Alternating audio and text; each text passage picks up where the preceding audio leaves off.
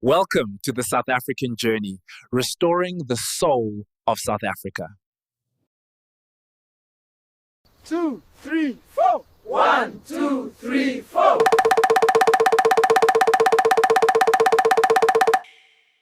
Welcome to the South African Journey audiobook series. We're glad to have you with us. We hope this work.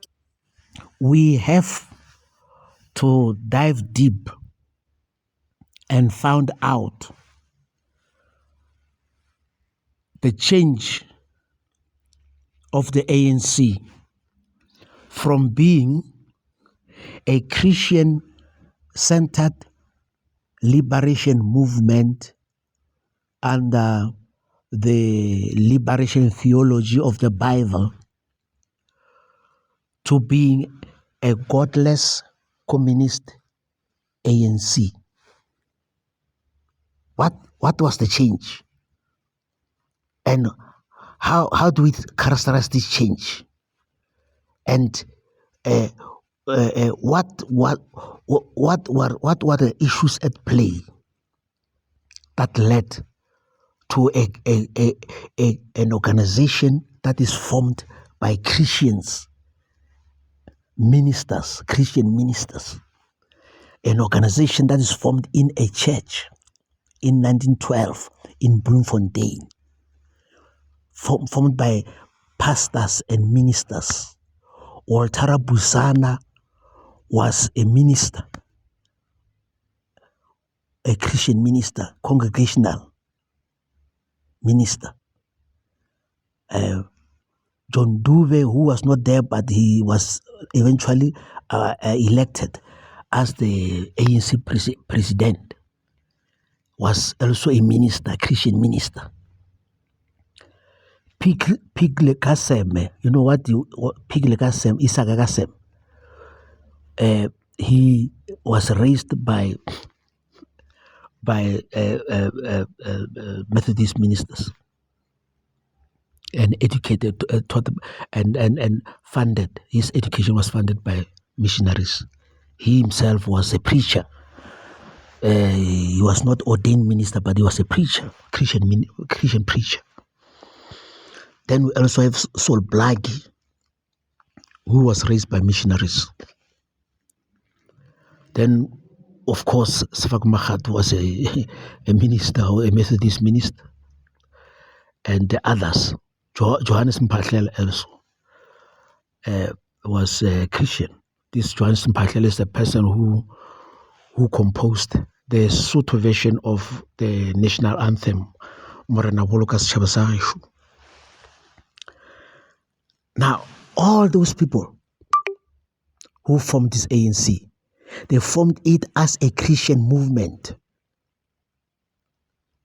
to engage the white government in a Christian way of brotherhood. When the ANC was formed, it was formed by scripture reading, was formed by prayers, was formed by choruses and gospel hymns. The call of God, the call for the name of Jesus. Now look at this ANC now. When the meetings begin in ANC, it does not begin with the Bible. It does not begin with prayer. It does not begin with God. It does not begin with gospel hymns. It begins with Karl Marx, Amandla, Long Live, this and that. There's no Bible at all there. There's nothing at all. It's all about class struggle. It's all about the enemy. It's all about the revolution. It's all about agitating for total victory. Now, you see, now how do you gel this thing together? How do you say that ANC that was formed in 1912 is this ANC that is now? How do you say that? Now, we mentioned that this ANC that we is running the country is communist. Of anyone knows that. Anyone knows that. That is a fact. Nelson Mandela was a South African Communist Party leader in 1950s, right? 1960s. Nelson Mandela was arrested because he's a communist, not because he was an ANC member. The ANC leaders until Nelson Mandela were engaged in demonstration with the white government. No one was arrested. There was no arrest. The white government recognized the African National Congress. They opened the doors of the union buildings, the gates of the union buildings. And in Britain, the gates of the palace, of the Birmingham Palace, were open for the African National Congress leaders. There was no one was arrested. Why was Nelson Mandela and his comrades arrested? Because they were communists. They were having grenades and engaging in violence. And they spoke a language of violence. Which government will have tolerated people like that? Now, here comes the critical matter. It is called infiltration.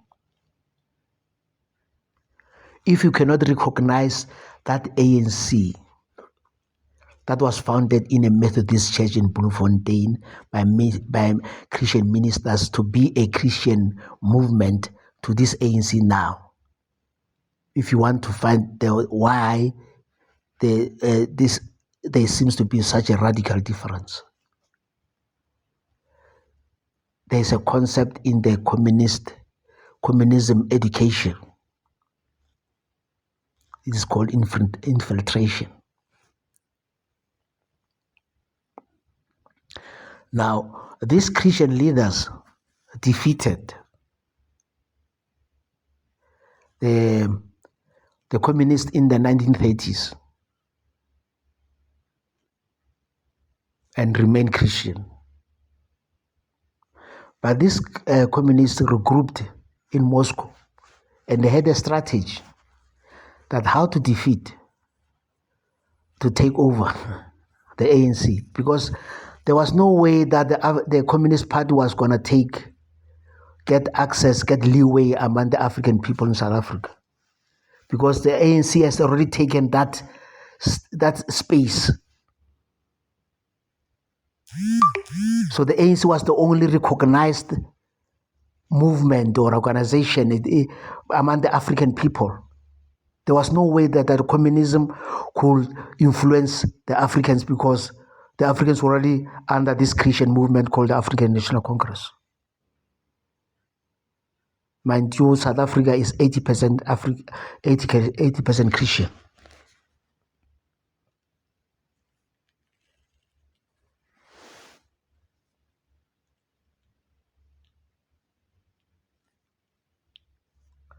So they aligned the African National Congress with what the African people are in South Africa. They are Christian. So the ANC was a Christian country or a Christian organization. There's no way about it until 1940s when Mandela and all this. And I'm going to tell you how it happened. By infiltration. So the Communist Party realized that the only way to get access to the African people is to infiltrate the ANC. And how did they do it? First thing, they had to have a black Secretary General.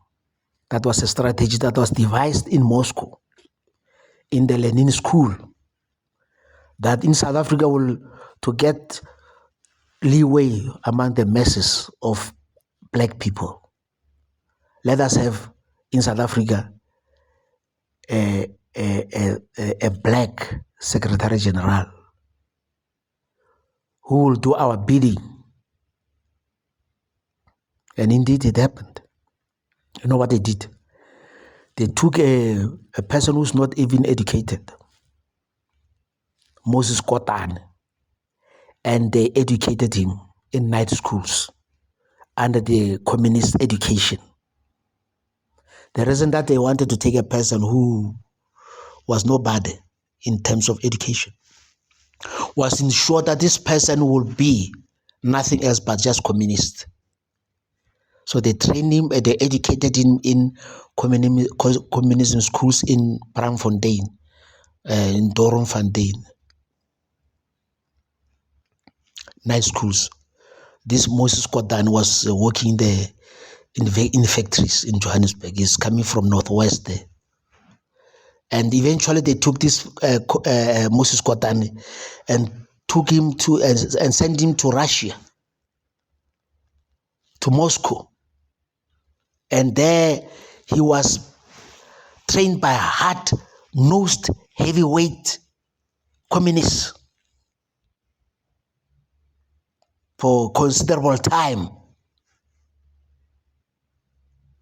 And by the time Moses Kotane came back to South Africa, he was just an apparatchik of the Communist Party. He was hollowed out and just a walking communist manifesto. And he was appointed as Secretary General. He was effective in organization. He was trained in Lenin School in Moscow. He operated in the shadows. And for them to get to the ANC, they realized they can't get the ANC direct through these ANC leaders. By that time, the leader was A.B. Zuma X, not Zuma of Z. A.B. Zuma was the president of the ANC, a thoroughly Christian man. And after that was Dr. James Moroga, Dr. A.B. Zuma, and then after following from Dr. A.B. Zuma was Dr.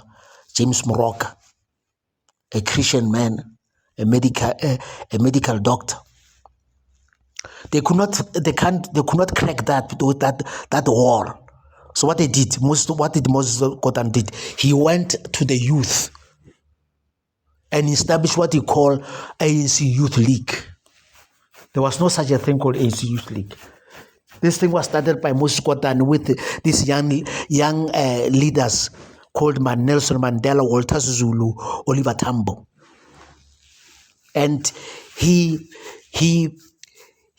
indoctrinated them. He gave them a lot of money because Moses Kotane, in addition of being trained in Moscow, he was given a large budget for influence. And from then on, it's standard to see Nelson Mandela in these photos in the 1950s and 60s, wearing expensive suits, expensive clothes, expensive shoes, you know.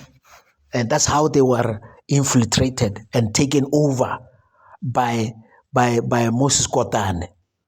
And then from then on, these ANC young leaders, they went on and pushed out the ANC leaders. We know about the story between Nelson Mandela and Dr. James Moroga, how that Nelson Mandela pushed down James Moroga from a chair, and then until such that James Moroga was expelled out of the ANC. And since then, the ANC became communists. That's how it happened. So now we no longer talk about Christianity in the ANC. We talk about Amandla. We talk about Karl Marx. We talk about the Freedom Charter, which is just the Communist Manifesto. No Bible, no church. Is all about godlessness. Even when the ANC, Nelson Mandela, when he became president, he made sure that the Constitution of South Africa has no God in it. This is the truth that must be said. Mandela remained a committed Marxist to the end, not in name only, but in tone, language, and spiritual omission. His speeches are echo chambers of ideology, not prayers of a man who feared or revered God Almighty. And that silence speaks louder than all his applause. Too many people throw the word communist around without knowing its spiritual DNA, that at its core, communism sees God as a threat to state control and faith as a rival to political ideology. Here is a sharp and educational insight. Sidebar. Communism is godless, by design, not by mistake. Many today don't realize that communism is not just an economic theory. It is a complete belief system, a worldview, a religion of its own. And at the center of that system is this declaration: there is no God, not metaphorically, not as opinion, but as doctrine. Marx hated God. The father of communism, Karl Marx, did not merely ignore God. He declared war on religion. He called religion the opium of the people, the sigh of the oppressed creature. To Marx, faith was weakness. God was a delusion used by the rich to pacify the poor, and in the world he imagined, God had no place. Lenin enforced it. Vladimir Lenin, the man Mandela admired through communist doctrine, took Marx's ideas further. He said, every religious idea, every idea of God is unutterable vileness of the most dangerous kind. Under Lenin, churches were burned, priests were executed, Christian texts were banned. God had to be removed so the state could become supreme. Communism needs a godless society to work. Here is the core truth. Communism cannot survive where people fear God more than they fear government. If there is a higher law, then the state cannot be absolute. If there is a divine judge, then the Politburo cannot control truth. If people believe in heaven, then they won't worship revolution as salvation. So the solution? Erase God. That is what communism has always done. In Russia, in China, in Cuba, in North Korea, and subtly in South Africa through ideological infiltration. Communism and the ANC. When the ANC aligned itself with communist ideology in the 1950s and 60s, it imported more than strategy. It imported a worldview that sidelined prayer, moral accountability, and divine purpose. Even leaders raised in church, like Mandela, began to speak only of the people, the struggle, the movement, never of God, righteousness, or blessing. And that shift was spiritual sabotage. The people forgot their source. So today, when young South Africans chant struggle songs but do not kneel before their creator, when politicians speak of transformation but not of truth, when leaders demand loyalty but not holiness, know this: it is not by accident. It is the residue of a godless ideology. Communism taught us to organize power, not to honor the highest power, and we are still suffering under that lie. The way back if South Africa is to heal, it must not only fix its policies, it must rediscover its reverence. We must return to the way of Sefako Makato, to the God of Tiosoga, to the humility of the mission fathers, to the African path where leadership bows before the Almighty, not before Moscow, because a godless struggle can win the war, but it cannot bless the nation. Chapter 9. Mandela, a hero, but whose son was he? Let's dismantle the shrine not out of bitterness but for the sake of truth. Let's turn this chapter into what it truly must be: a historic reckoning, a moral confrontation, and an unveiling of the man behind the monument. This is the chapter that won't be taught in schools, but must be felt in the bones of every thinking South African. South Africa is trapped in a cathedral of edited memory. The man on the banknotes, the statue in Sandton, the name on every hospital, school, and highway. We are taught not to think about him, only to thank him. But a free country does not fear questions, and a mature nation does not preserve its myths at the expense of its memory. So let us ask again, with boldness, with precision: whose son was Nelson Mandela really? He was born in light. He was born in the hills of the Eastern Cape, a region soaked in the sacred. A land walked by Tiosoga, the first black ordained Presbyterian minister in Southern Africa. A land where Christian mission schools taught not just arithmetic but character, where manhood was defined not by militancy but by moral excellence. Mandela was shaped by the Methodist order. He was surrounded by black leaders of discipline and dignity, men like Sefako Magato, the second president of the ANC and a towering Methodist figure. Magato was a man who believed in order, dialogue, faith, and African honor. Mandela once said he was spellbound by Magato's moral power. So moved was he that when his first son was born, he named him Magatho Mandela. Not after an ancestor, but after a spiritual father. That naming was not casual. It was reverent. Mandela began his journey under the guidance of African Christian moral giants, but he did not remain under their shadow. Then he turned. Mandela married Evelyn Mace, a nurse and devout Christian, a woman of quiet strength, prayer, and tradition. But their marriage was crushed under the weight of political ambition. He accused her of being too religious, too reserved, too committed to values he no longer held. What really happened? Mandela began walking away, not just from Evelyn, but from everything he was raised to honor. He admitted it himself. After I left Evelyn, I followed a path of immoral life.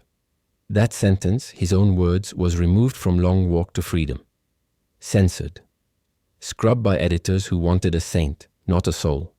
But truth cannot be censored from the heart of a nation. And Mandela knew he had crossed a moral line. He had left not just a wife, but a path. He abandoned the tradition of Magatho, Dube, Rubusana. He no longer walked in the rhythm of African Christian moral clarity. He entered a new hall, the Marxist temptation. Mandela traded robes for rhetoric. He fell into the embrace of white Marxist intellectuals. Joe Slovo, Ruth First, Moses Kotane, Ronnie Kasrils, Ben Turok. He sat at their tables. He read their books. He quoted their gods, Lenin, Marx, Trotsky. Gone were the echoes of the Psalms. Gone were the proverbs of the elders. Gone was the humility of African fathers who understood power as service, not spectacle. He walked out of the church and into the chambers of ideology. He raised a clenched fist where once he would have bowed his head in prayer. A black man in white costume. Let us ask a harder question. What do we call it when a black man, raised in royal tradition, mission school discipline, and African ancestral pride, abandons all of it to imitate European revolutionaries? Is that evolution? Or is that sophisticated imitation?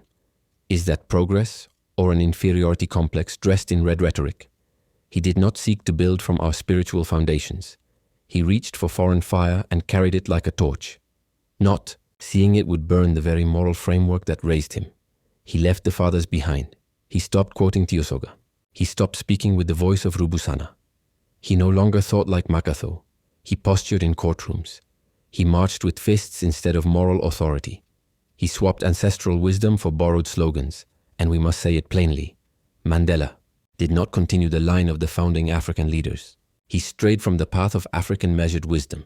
He broke it, and South Africa has never returned to that moral lineage. He chose militancy over memory. He chose ideology over integrity.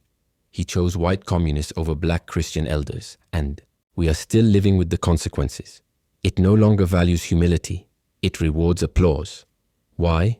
Because the moral compass was abandoned. And when the leader walks off the path, the people soon follow. This chapter is not written in bitterness. It is written in love of truth. And we must ask, what would South Africa have looked like if Mandela had remained faithful to the path of Sefako Makato? What if he had led not with foreign fire, but with African humble calm and cool leadership? Deeply rooted in spirituality, not a communist god. These are not accusations, they are inquiries. Chapter 9. Mandela. A hero. But whose son was he? Let's dismantle the shrine not out of bitterness but for the sake of truth. Let's turn this chapter into what it truly must be. A historic reckoning, a moral confrontation, and an unveiling of the man behind the monument.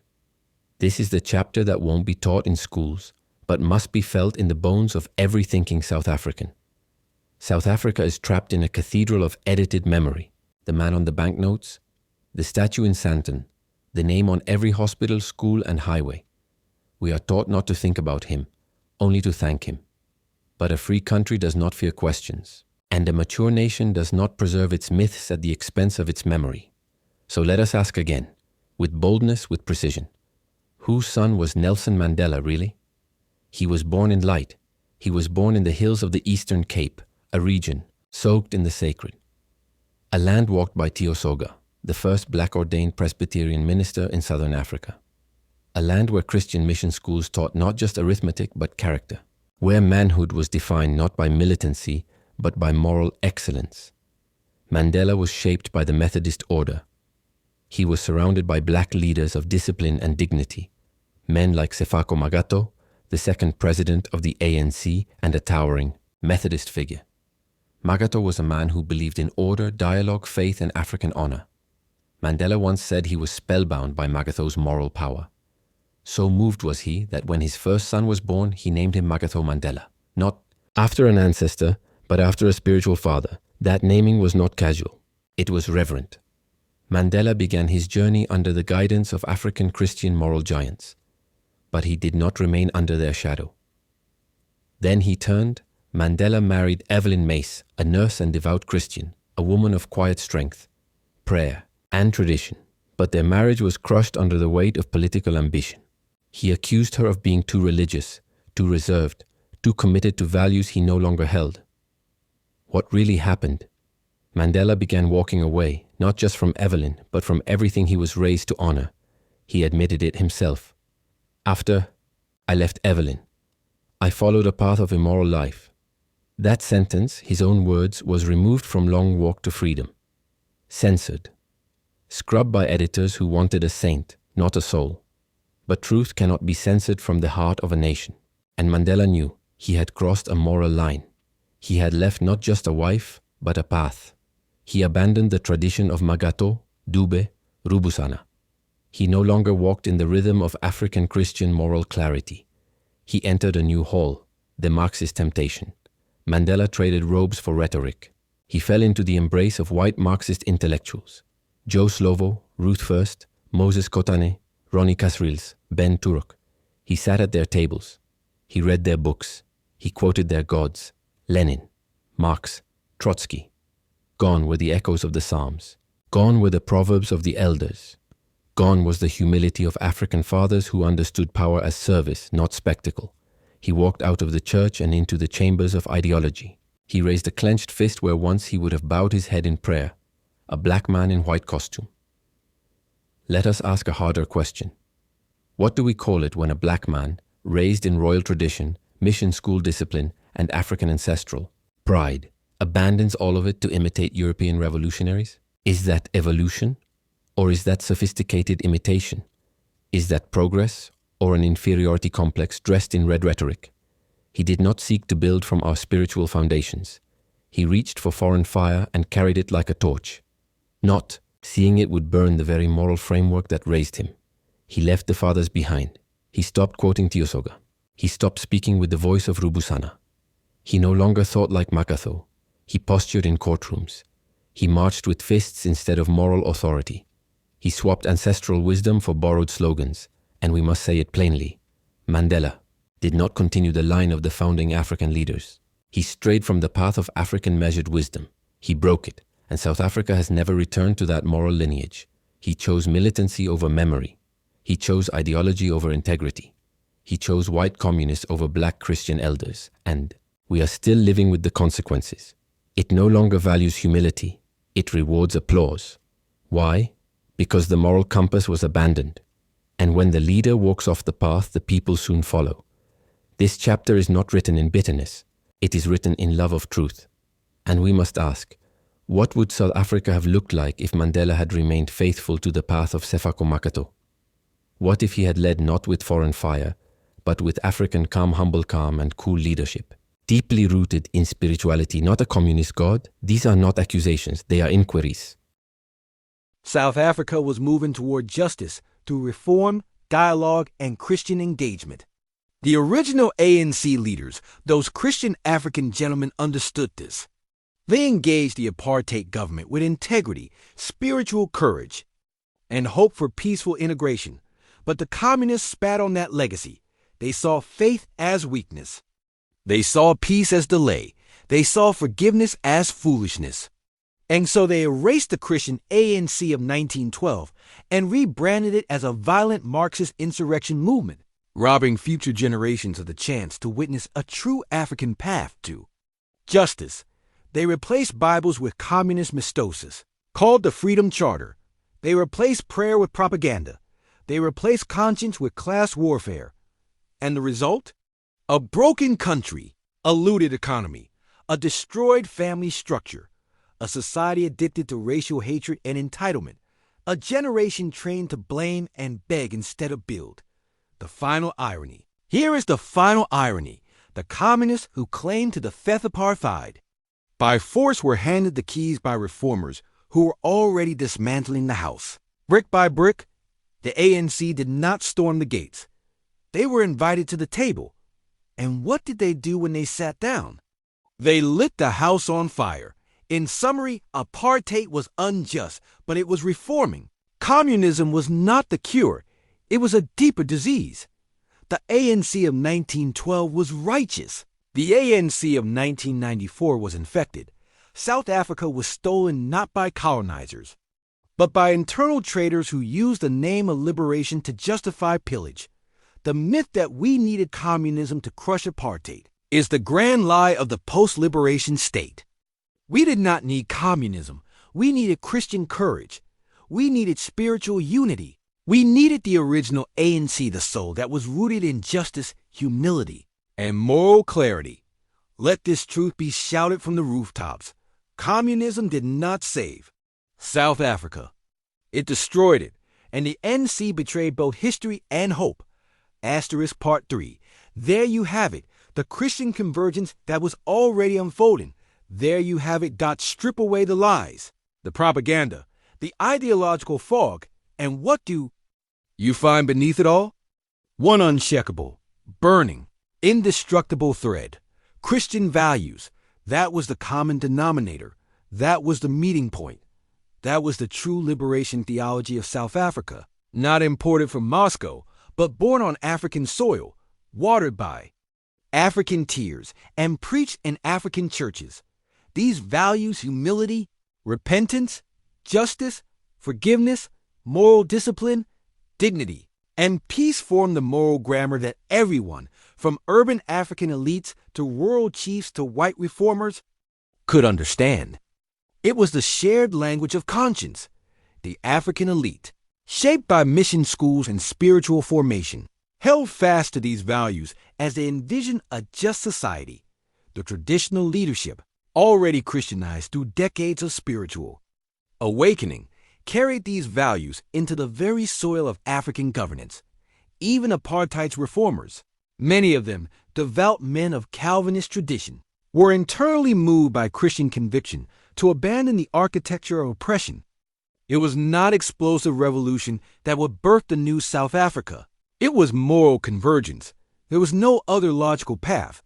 Despite the drumbeats of oppression, this apartheid, that despite the smoke and fury of ideological slogans and street warfare, the truth is this: greater than the convergence had already begun.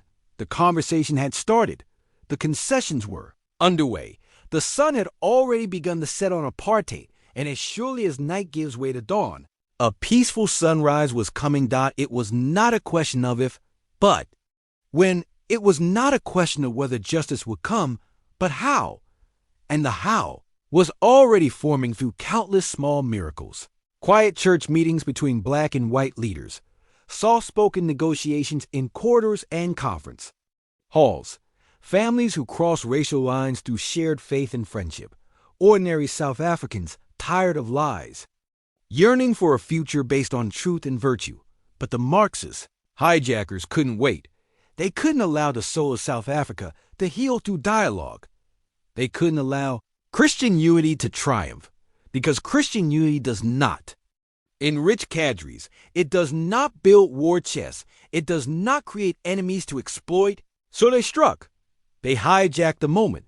They buried the moral convergence and replaced it with revolutionary theater. They told us that the path of sunrise was too slow, that the drumbeat of peace was a trap, that only through the gun, the necklace in flame, the politicized street chant could freedom be born, and so they replaced the inevitable sunrise with smoke. Peace that was already arriving was stolen, and what we got instead was a false dawn. A deceptive light, a liberation that brought not unity but disintegration, not renewal but rot, not leadership but looting. And today, 3 decades later, the nation stands eyes wide open, soul fractured, finally admitting what it knew all along, greater than we were lied to. The truth was already walking toward us. and we let it be murdered in the alley by ideologues. So let it be known, the original ANC was a Christian movement. South Africa was already walking toward peaceful reconciliation. Christian African leaders, traditional chiefs, and even reformist Afrikaners were already circling the same spiritual fire.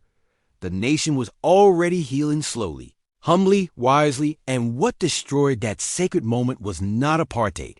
It was the communist counterfeit. Parasitic ideology that crawled in, feasted on hope, and left a carcass of slogans, race hatred, and endless decay. South Africa's soul sickness did not come from apartheid's ashes. It came from Marxism's poison. And now, if there is to be any future, it must begin with restoring the soul through values that once unified kings, clerics, politicians, and people. We were always meant to meet at that sacred point of shared faith, shared ethics, and shared dignity. That road was already built, but we turned away. Let us return, not with weapons, not with ideologies, not with vengeance, but with truth, with memory, with the courage to say, we had a path, and we left it. Now we must find it again. The Christian sun that rose over South Africa in 1912 was not a weak light dot. It was the only true dawn we ever had. And it is. Still there, waiting for us to come home. The Serpent in the Republic. The fall of Christian South Africa to Marxist deception. Soul sickness. The hidden plague that has eaten South Africa. Since the year 1994, there is a sickness in South Africa. A sickness deeper than corruption, more devastating than misrule, more poisonous than crime. It is soul sickness, the corrosion of the inner life of a people, the disfiguring of the spiritual and moral foundations of a nation. And while it has worn many disguises, liberation, democracy, freedom, its truest face is deception, betrayal, and decay. Let us speak plainly. What began in 1994 was not a democracy. It was a smokescreen, a distortion of life, a master stroke of illusion and deception. South Africa did not walk into the breeze, but into the whirlwind. It was herded into the dark ages. The term democracy was invoked to usher in what was, in effect, a new era of elite rule, cadre deployment, wholesale looting, and institutional sabotage. And the ruling party, the ANC, made no secret of its priorities. Repeated in Parliament and declared in public, the ANC comes first. South Africa comes second. These were not slips of the tongue. They were policy, they were creed, and they were prophecy. What has followed has been 30 years of devastation economically, culturally, socially, and spiritually. Today, South Africa limps through its streets, her bones hollowed out, her children robbed of wonder, her elders robbed of peace. A raw, festering wound where there was once promise, but how did we get here? To understand the depth of this sickness, we must return to the soul. The true soul of South Africa, the soul that long predated the ANC's communist contamination, was alive with spiritual richness. It breathed through sacred hymns in rural churches. It marched with solemn strength in the feet of Christian African intellectuals and chiefs. It spoke in the tongues of prayer and song, of unity and dignity. When the ANC was founded in 1912, it was born not as a revolutionary Marxist force, but as an African Christian liberation movement. It was conceived in a Methodist church. Its founders were not trained in Moscow or Peking, but in mission schools and theological institutions. They were men of the cloth and conscience. John Dube, Walter Rubusana, Sol Plaatje, Sefako Makatho, Pixley Kassim, Dr. A.B. Zuma, Dr. Moroka, Johannes Mfalela. These were leaders who believed in justice not by bullet, but by principles. Grounded in scripture, community, and service, they did not merely oppose injustice. They offered a vision for justice rooted in African Christian values. When Sefako Makatho took the ANC to the traditional leadership chiefs and kings, already Christianized through decades of missionary work, there was no contradiction. The union of spiritual, cultural and political leadership was natural, powerful, and authentic. This is what the ANC once was, a Christian conscience clothed in African identity. But that soul holy, ethical, and rooted was to be bruised. And that bruise, like all dangerous ones, appeared harmless at first like a cancerous lesion. It changed hues slowly, silently reddish-purple to brown. And just as a cancer hides in the flesh before consuming the body, a spiritual cancer was seated inside the ANC around the 1940s. That cancer was Marxist-Leninist communism, a godless materialist ideology that recognized no higher power than the party, no moral law except revolution, no justice but revenge. It was in this moment the betrayal began. It was here that the snake slithered in, not through the door, but through the bloodstream. The ANC's soul, once aflame with Christian hope, began to rot quietly from within. The rise of Nelson Mandela must be placed in this context, not as the father of democracy, but as the midwife of distortion. Mandela did not continue the Christian tradition of John Dube and Safeka Maka, Walter Rabasana, Sol Plaatje. He abandoned it. He replaced it with armed struggle, ideological violence, and a new loyalty to Moscow, not to Christ, to the Communist Manifesto, not to the Beatitudes. Even Mandela admitted, in his own edited-out words, that when he left Evelyn, his devout Christian wife, he entered a path of immorality. But that path was more than personal, it was civilizational. The ANC was never the same again. And soon, neither would South Africa be. 1994 was not the beginning of freedom. It was the completion of the distortion. The ANC that came to power was no longer the ANC of 1912. It had been infected, hijacked, and morphed into a political cartel hiding behind freedom slogans. What emerged was a two-faced monster, one side smiling for global media, the other side plundering the state with surgical precision. What was promised as a new dawn became a long, unbroken night. Under this false democracy, hospitals died, railways rusted, Eskom collapsed. Crime exploded, families disintegrated, hope vanished, but most devastating of all, the soul of South Africa fell sick. Soul sickness is the distortion of life's essence. It is when the spirit of a nation becomes confused, lost, infected. And this soul sickness is not metaphoric. It is everywhere. In the faces of hungry children, in the broken voice of an elder betrayed, in the laughter that has grown sarcastic, bitter, and hollow, in churches now empty or politicized, in the slogans of revolution shouted by millionaires who drink wine while the people eat sorrow. This soul sickness has metastasized. It is now cultural, generational, moral, and unless it is named, uprooted, and cured, South Africa will continue to drift leaderless, anchorless, and numb. Where to from here? We must begin by naming the lie. This is not democracy. It is deceptocracy. Rule of liars who promise liberation while delivering decay. The ANC must not be romanticized. It must be seen in full light. As a movement that began sacred and ended in sabotage, we must restore memory, restore truth, restore soul. And that starts by declaring what most South Africans already whisper, greater than we were betrayed. Our hopes were. Used as bait, our nation was sold to corruption. And the ones who claimed to fight for our freedom ended up stealing it. And so, we write this not as a history, not even as a critique, but as a funeral dirge for a sickened soul. And as a battle cry for resurrection, let this be said for the record of time. The ANC of 1912 was a sacred Christian project. The ANC of 1994 was a communist counterfeit. The South Africa of today is a casualty of soul, betrayal. And unless we return to truth, to God, to values, and to moral leadership, this sickness will only deepen. And the death of the soul is always the death of a nation. Part 2. The lie of necessary communism. How apartheid was already evolving toward justice. The great lie that props up the post-1994. Deception is this.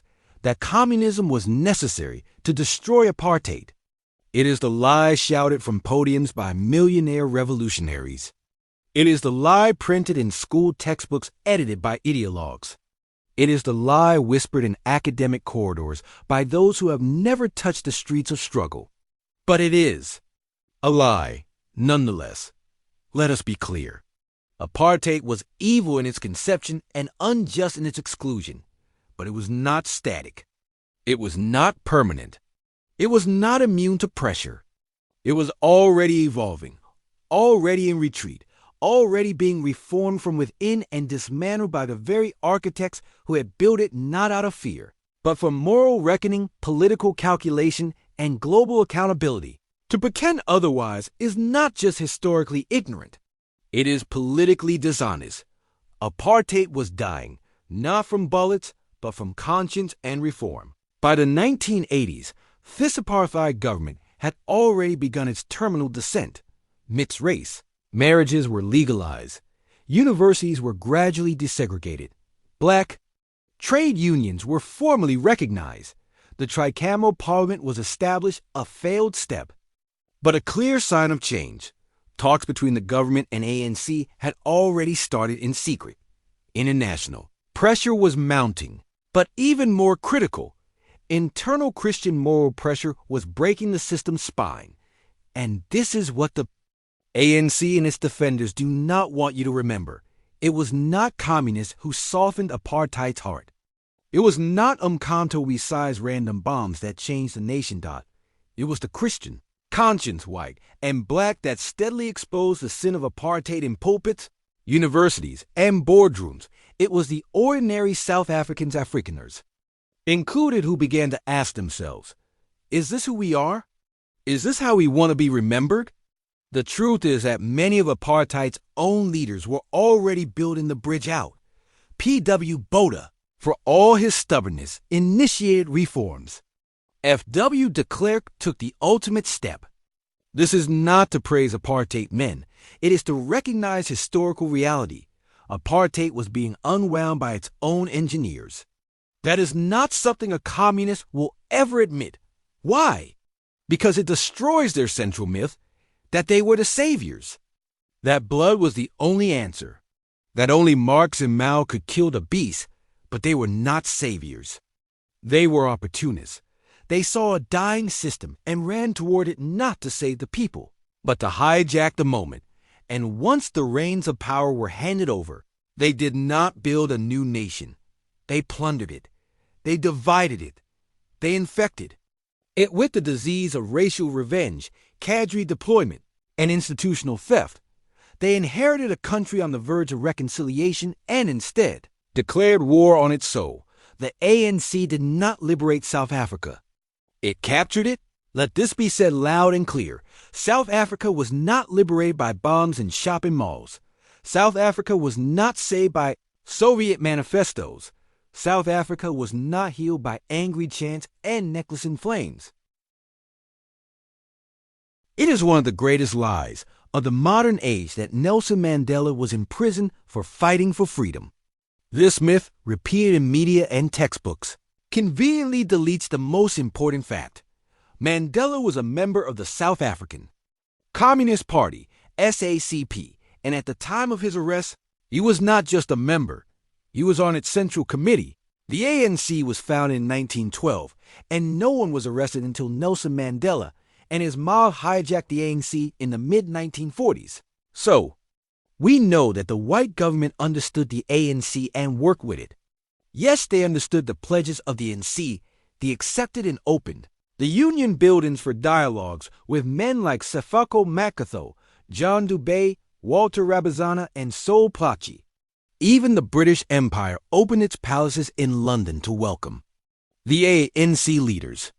The men who founded the ANC in 1912 were men of peace and vision, not violence. Violence in the ANC was brought in by Nelson Mandela and his comrades. We will look at that deep and hard. Consider this very fact. In 2013, long after Mandela's global beatification, the South African Communist Party finally confirmed what had long been whispered. Mandela was a member of the Central Committee of the SACP at the time of his arrest in 1962. For decades, this was flatly denied. The goal was simple: to preserve Mandela's myth as a liberal reformer rather than a Marxist revolutionary. But the evidence had always been there. The ANC, under Mandela's leadership, entered into an unholy alliance with the SACP, an organization wholly committed to Soviet-style intervention. This wasn't abstract. Mandela co-founded Umkhonto we Sizwe, MK, the joint military wing of the ANC and SACP. MK's explicit aim was to launch sabotage campaigns and usher in armed revolution. Mandela even traveled to Algeria for military training, drawing lessons from revolutionary warfare and aligning himself with blood-soaked insurgents of the global left. He was not merely a political leader. He was a commander, a strategist, a covert operator in a broader Marxist war. To understand why Mandela was arrested, we must remember the global context. The 1960s was the most dangerous moment of the Cold War. The United States, United Kingdom, France, and West Germany were investing their full political and financial might to prevent the spread of communism. The Soviet Union and China, meanwhile, were exporting revolution, not by diplomacy, but by bullets, bombs, and proxy wars. Everywhere communism landed, it brought death. Stalin's USSR murdered over 20 million. Mao's China oversaw the deaths of over 45 million in the Great Leap Forward and Cultural Revolution. Cambodia's Khmer Rouge exterminated 1/3 of its population. Communism was not about justice or freedom. It was about erasing God, family, private property, and dissent. It was about state terror in the name of utopia. South Africa, with its advanced economy and strategic location, became a target. Communists wanted to take over South Africa through violence and the barrel of the gun. Mandela and his comrades were the domestic vehicle for this vision. That's why he was arrested. Not because he fought apartheid, but because he was part of a global ideological war to destroy the West from within. What was Mandela actually doing? When Mandela was captured in 1962, he was traveling in disguise, using false name David Motsamai. He had been moving between countries, training in military tactics, and liaising with communist networks. South African intelligence intercepted documents, testimonies, and operational plans tying him directly to MK's sabotage operations. His arrest was not arbitrary. It was intelligence-led. He was not a poet holding a placard. He was the head of a war military force engaged in high-level strategic planning to cripple South Africa's infrastructure. In the infamous Rivonia trial, Mandela and others were not charged for beliefs. They were charged for conspiracy to overthrow the government using violence, guns, and bombs. Evidence presented included 210,000 hand grenades and 48,000 anti-tank mines in planning stages. A manual titled How to Be a Good Communist in Mandela's handwriting. When you read that manual, How to Be a Good Communist simply meant how to kill. Yes, detailed sabotage blueprints and plans for guerrilla warfare. These are not the acts of a peaceful protester. The manufactured saint and the death of accountability. After 27 years in prison, Mandela emerged to a world that had reshaped the narrative. Western guilt, media manipulation, and communists. Cunning merged to rebrand him as a secular messiah. The Communist Party, once working underground, walked openly into government alongside the ANC. South Africa was handed not to freedom, but to a Marxist-influenced alliance that looted the country blind. Cadre deployment replaced merit, land. Expropriation without compensation looms large. Corruption, crime, and collapse became the norm. This is not Mandela's betrayal. It is his legacy. He didn't hijack the ANC. He redirected it from its Christian humanist roots into a tool, the global communist network. He buried John Dubé, Sefeko Makatho, and Sol Plaatje under a mountain of Marxist ideology and atheist revolution. What began as a call for equality ended in lies, secrets, assassinations, political betrayal, and a near-total collapse of state institutions. And at the center of that vortex was a man who smiled in front of the cameras, while he bowed in secret to Joseph Stalin, Lenin, Marx, and Mao. Restore history to truth. The time has come to strip away the myth, to teach our children not just of injustice, but of infiltration, to understand that not every freedom fighter fights for freedom. Nelson Mandela was not jailed for his skin. He was jailed for his allegiance to a bloody revolution, to an anti-God ideology, to a global network that had already destroyed nations and now set its sights on South Africa. And they succeeded. Until we tell this truth, South Africa will remain trapped in the fantasy of liberation while rotting under the real consequences of deception. Here is a personal story of violence that directly links Nelson Mandela. You cannot deny this. This is a personal experience. This will tell who Nelson Mandela is. This story happened in 1986. I was 15 when I saw her burn. They called her Gogo, an old woman bent with years and soft-spoken, the kind who greeted you with a smile even. When her world was crumbling, that day she wasn't smiling. She was screaming. It was after her funeral. A comrade had died young, militant, angry, and the crowd was boiling with vengeance.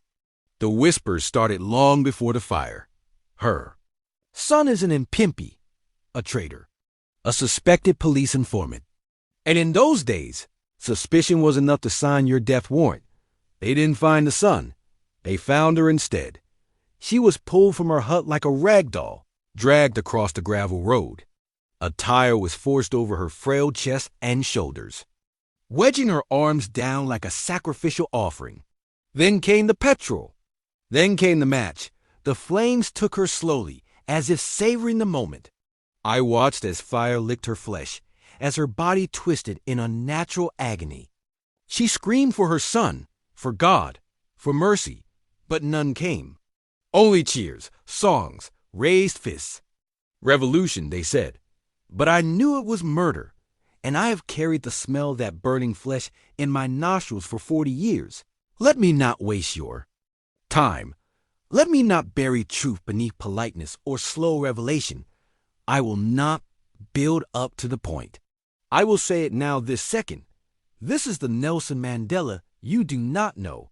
Not the myth, not the monument, not the smiling statue outside the courthouse. The man, the real man, Nelson Mandela, the murderer who dressed in clothes of peace, and the man who destroyed South Africa. This is not speculation. This is not political poetry. This is truth grounded in blood, truth passed through fire, truth buried for decades beneath the propaganda machine that turned a militant revolutionary into a global saint. You see, that necklacing I witnessed at 15 wasn't spontaneous. It wasn't the chaos of a grieving crowd. It was an execution carried out by foot soldiers of the movement. And behind that movement, guiding its rage, was a system of coded letters sent from prison by Nelson. Mandela, yes, from prison. They don't tell you this, do they? They tell you he was silenced, powerless, a peaceful giant locked away from the world. But the truth is, Mandela was never voiceless. He wrote constantly letters, messages, instructions. Some smuggled in, some smuggled out, some written in code. Some read only by the initiated. The ANC of Mandela was not the ANC of 1912. It had been hijacked, twisted from a Christian liberation movement into a revolutionary machine fed by Marxist ideology and lubricated by blood. And Mandela, charming, articulate, and camera-friendly, was its untouchable spiritual commander. The orders were clear. Intensify the struggle. Punish traitors. Send a message. That message arrived at my doorstep in the form of a burning grandmother. This book is not written in hatred. It is written in grief. Grief for a nation that was seduced. Grief for the children raised on lies. Grief for the dead whose names are not inscribed on marble walls, but who scream from unmarked graves and scorched townships. If you came here expecting another hymn to Mandela, close this book now. If you came here to defend your illusions, you will not last long. But if you came for truth raw, unsanitized, and hard as stone, then read on. Because the greatest deception ever sold to the world is that Nelson Mandela was a man of peace. He was not. He was a man of coded orders, targeted killings, and orchestrated fear. He was a man of smiles for the camera and fire behind the curtain. The republic he was hailed for saving, he quietly sabotaged.